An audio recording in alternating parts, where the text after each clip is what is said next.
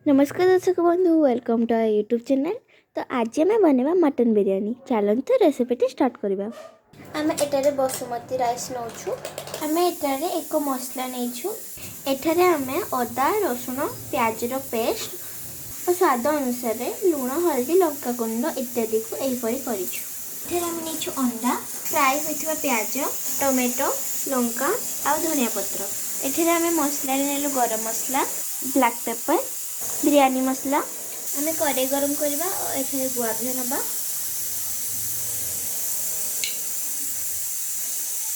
First आम add करवा गरम मसला।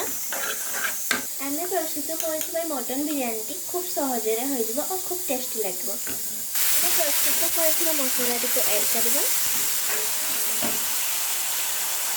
आम मटन कषा ऐड करवा।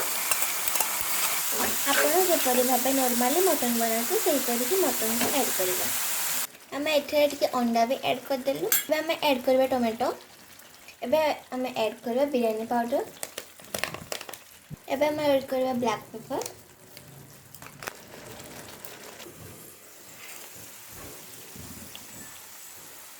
मसलाटी पूरा पूरी प्रस्तुत हो गला।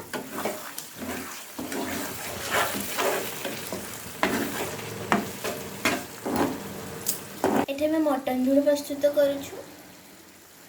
यही मटन झोल रेसिपी आम आम यूट्यूब चैनल ऐड करूँ। आपन चाहिए देखिपारे। मसला टिके बेसी हो गला से आम टिके मसला काढ़ीदेव। आमको लगे मसला टिके अधिका होगला किंतु राइस ऐड करला बेलू यह एडजस्ट हो जाए। आम एबे राइस ऐड करबा किंतु पूर्व आउ टिके बिरयानी मसला देदेबा। चलते एबे ऐड करबा राइस। आम किछि धनिया पत्र ऐड करलु। आम आउ एक मटन लेयर दबा। आम एठे टिके घी ऐड करबा। यहाँ पर आम मटन लेयर ऐड करबा। आम आउ गोटे लेयर राइस दबा।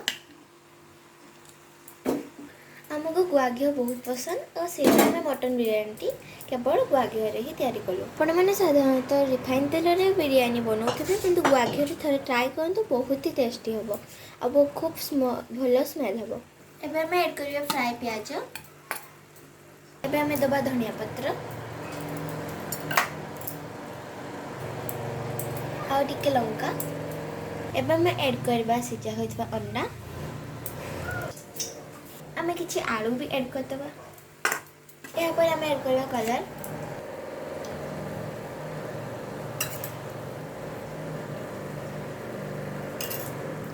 यहाँ को हमें टिके समय पर ढांकी दबा। देखो केते सुंदर प्रस्तुत हो गला बिरयानी टी।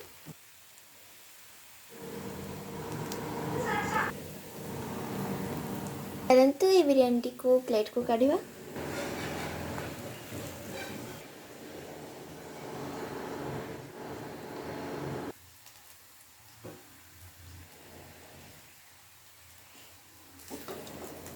देखो तो खूब सुंदर बास्ना आसुची।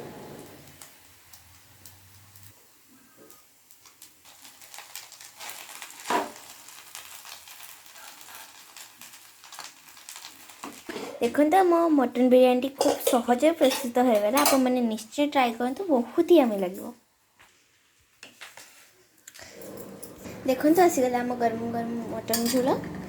तो मटन बिरयानी मटन झोल रेडी। टेस्ट खूब ही टेस्टी होती। आपण मैंने भी निश्चय ट्राए करूँ मटन बिरयानी और केमती लगे कमेंट जनइबे।